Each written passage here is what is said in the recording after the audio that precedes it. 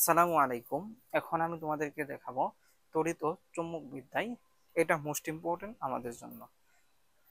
এখানে বলা হয়েছে তড়িৎ বর্তনী ক্ষেত্রে কার্শফের সূত্র বিবৃত ব্যাখ্যা করা। তড়িৎ বর্তনী ক্ষেত্রে আমরা স্বাভাবিকভাবে ওহমের সূত্র ব্যবহার করে থাকি। এর আগের লেকচারে আমি ওহমের সূত্র সম্পর্কে বিস্তারিতভাবে আমি বলেছি। দেখো এখানে কার্শফের সূত্র। কার্শফের সূত্র আমি কোন সময় ইউজ করব বলতো? যখন বর্তনী থাকবে জটিল বা কমপ্লেক্স, যখন বর্তনীতে কি হবে বলতো, খুব জটিল প্রবাহ চলবে। যখন বর্তনীতে খুব জটিল প্রবাহ চলবে তখন আমি কার্শফের সূত্র ব্যবহার করব। কার্শফের সূত্র দুইটা, একটা হলো কেসিএল আর একটা হলো কেভিএল। এখন আমি দেখাবো কেসিএল, এরপর আমি দেখাবো কেভিএল। এখন দেখো কেসিএল। কেসিএল কি? তড়িৎ বর্তনী ক্ষেত্রে অথবা তড়িৎ বর্তনীর যে কোনো সংযোগ বিন্দুতে মিলিত প্রবাহগুলোর বীজগণিতিক সমষ্টি শূন্য। বীজগণিতিক সমষ্টিকে সামেশন দ্বারা প্রকাশ করা হয়। সামেশন মানে কি বলতো? অনেকগুলা। তাহলে সামেশন আই, আইতে কি বলতো? তড়িৎ প্রবাহ ইকুয়াল টু শূন্য। বীজগণিতিক সমষ্টি কি? শূন্য। এখানে আমাদেরকে দুইটা জিনিস হিসাব করতে হবে, একটা হলো আগত প্রবাহ আর একটা হলো নির্গত প্রবাহ। এইগুলা কি বলতো? আগত। এইগুলা আগত। এই তীর দিয়ে কি বোঝাচ্ছে বলতো? আগত, আগত, আগত।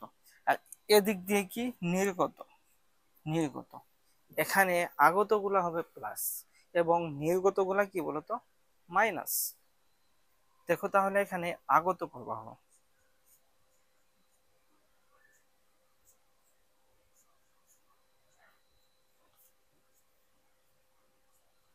আগত প্রবাহ কোনগুলা? I1, এরপর কি I2,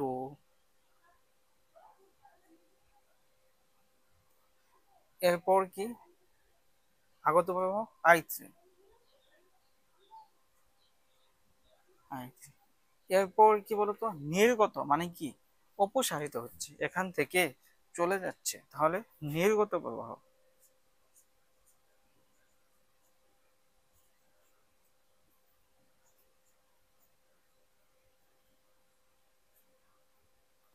নির্গত প্রবাহ কি? I4 এবং I5, এটা হবে 5, I5 দিবা, I4, I5। এখানে তড়িৎ বিন্দু, তড়িৎ বিন্দু কত এখানে? শূন্য। তড়িৎ বিন্দু বা মূল বিন্দু, তড়িতের মূল বিন্দু যদি কি হয় বলতো? শূন্য হয়।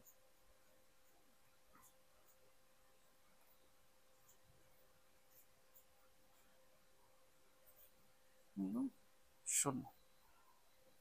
তাহলে এখানে আমি হিসাব করব কি? আগত প্রবাহ এবং নির্গত প্রবাহ সমষ্টি। আগত প্রবাহ এখানে কত? দেখো, আগত প্রবাহ I1,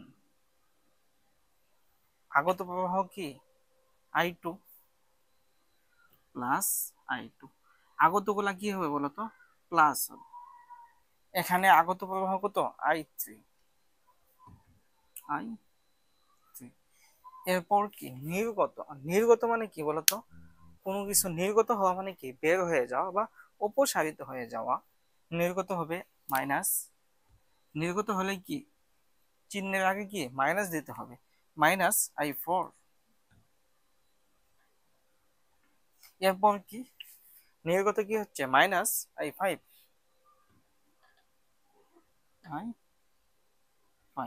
দেখো এখানে যদি আমি আরেকটা নিই এখানে, তাহলে কি হবে? I6 হবে না? দেখো তো, I6। তাহলে কি হবে? -I6 ইকুয়াল টু শূন্য। এখন আমি এই চিহ্নকে এদিক নিয়ে আসবো, তাহলে কি হবে? এগুলা প্লাস হবে। I1 হবে 1, I2, I3, I4, I5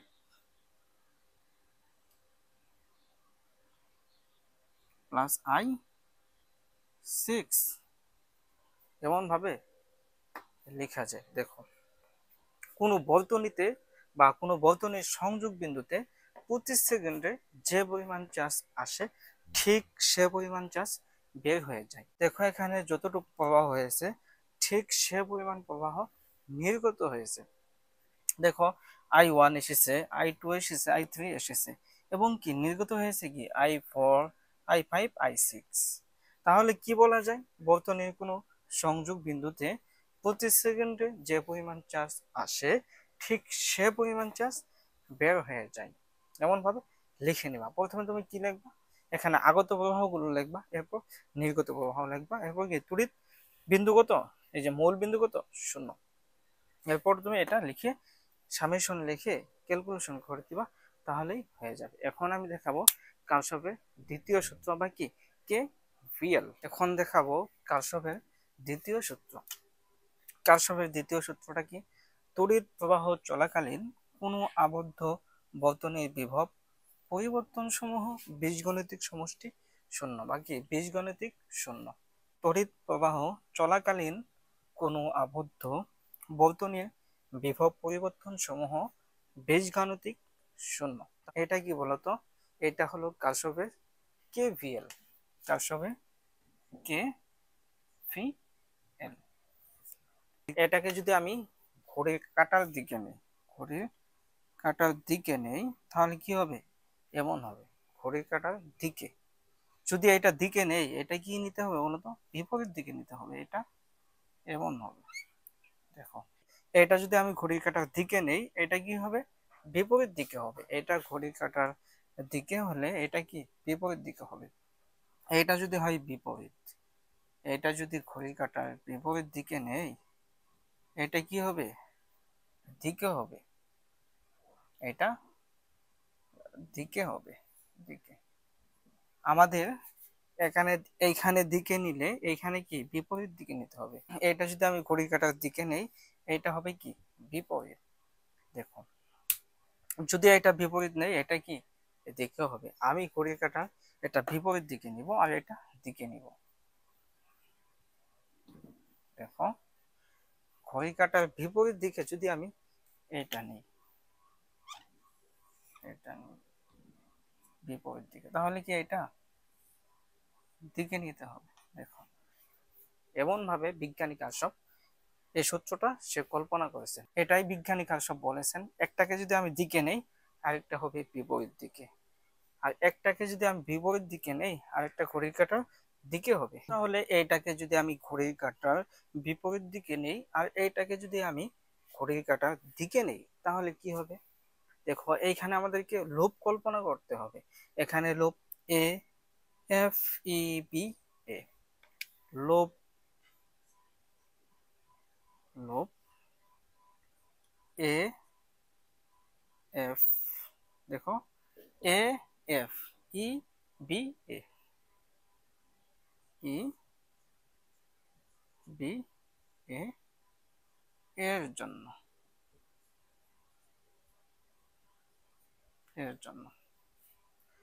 দেখো তাহলে এটা কি হয়েছে, প্লাস, এই প্লাস থেকে স্টার্ট হয়েছে। তাহলে এই ইটা কি হবে বলতো, প্লাস হবে, ই প্লাস। এরপর কি হবে বলতো, দেখো এদিক থেকে আসতেছে না, এদিকে আসতেছে মানে কি বিপরীত দিকে, এটা প্লাস।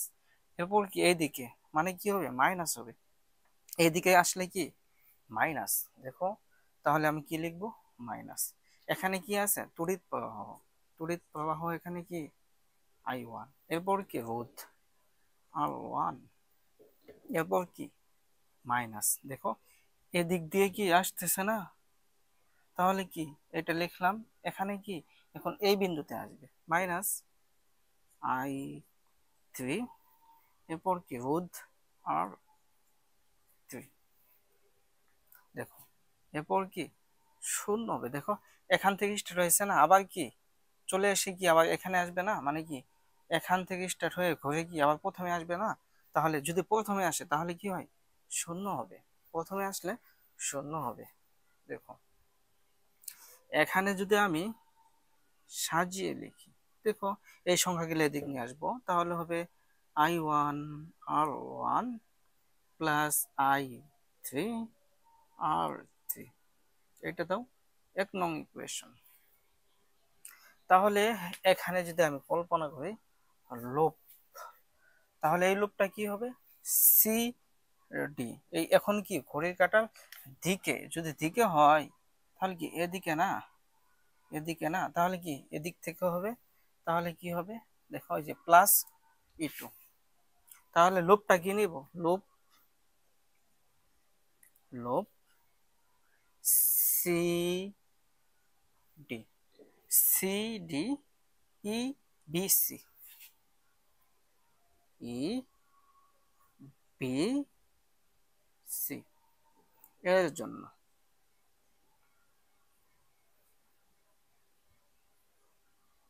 এর জন্য আমাদের নিতে হবে, দেখো তাহলে এদিক আসতেছে মানে কি প্লাসের দিক থেকে স্টার্ট হয়েছে না, তাহলে কি হবে E2, sorry sorry E2 plus, এরপর কি দিবা মাইনাস দিবা, দেখো এদিক আসতেছে, এখানে কি I2, রোধ কি বলতো R2, তড়িৎ প্রবাহ I2, রোধ হলো R2। এরপর কি দেখো এদিক না, তাহলে কি এদিক ঘুরে এদিক আসবে, দেখো এদিক, তাহলে কি মাইনাস, এখানে কি আছে I3R3 মাইনাস I3R3। দেখো যদি এদিক ঘুরে যদি আবার এই বিন্দুতে চলে আসে, এই বিন্দুতেই চলে আসে, মানে কি ঘুরে যদি কি আগের বিন্দুতে চলে আসে, আগের বিন্দুতে চলে আসলে তোমাকে কি বলছিলাম, দেখো শূন্য বলছিলাম। দেখো কোন একটা বিন্দু যদি কি হয় বলতো এদিক দিয়ে ঘুরে যদি কি আগে চলে আসে, তাহলে কি হবে শূন্য হবে, মিলিত বিন্দু কত শূন্য না। দেখো এটা ঘড়ির কাঁটার কি বিপরীত দিকে কি এই বিন্দু চলতেছে, চলে যদি কি হয় আগেরটাতে চলে আসে, তাহলে কত শূন্য। দেখো এদিক থেকে চলে এসে কি আবার এখানে মিলিত হচ্ছে, তাহলে কি শূন্য। এমন ভাবে তুমি মনে রাখবা, মনে রাখার সুবিধার্থে আমি তোমাকে খুব সহজভাবে বোঝাচ্ছি। এদিক নিয়ে আসো, তাহলে কি হবে E2 I2 R2, এদিকে হবে কি প্লাস I3R3। দেখো এটা দাও 2 নং ইকুয়েশন। দেখো আমি যদি এইটা থেকে এটা বিয়োগ দেই তাহলে কি হবে 1 নং মাইনাস 2 নং, তাহলে এটা থেকে এটা বিয়োগ, তাহলে কি লেখা যায় E1 মাইনাস E2। E1টাকে লিখে নেই I1 R1 plus I3 R3 minus কি এইটা minus I2 R3 minus I3 R3। দেখো এটা এটা কি ক্যান্সেল আউট, তাহলে E1 মাইনাস E2, তাহলে কি সামেশন ই লেখা যায় না, দেখো সামেশন ই লেখা যায়। দেখো তাহলে বাকি থাকে কোনটা, এটা আর এটা না, I1 R1 minus I2 R3। দেখো তাহলে এখানে কি লেখা যায় সামেশন I আর এখানে কি সামেশন ই।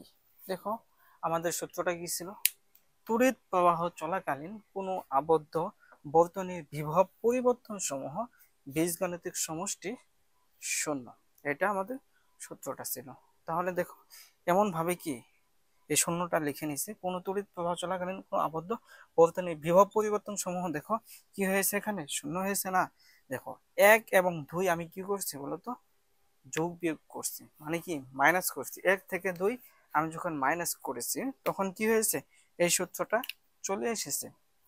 এটাই কি কারশফের দ্বিতীয় সূত্র, অথবা কি কেভিএল কারশফের ভোল্টেজ ল। কেভিএল মানে কি কারশফ ভোল্টেজ ল, মানে কি রুলস। আশা করি তুমি এটা বুঝতে পেরেছো।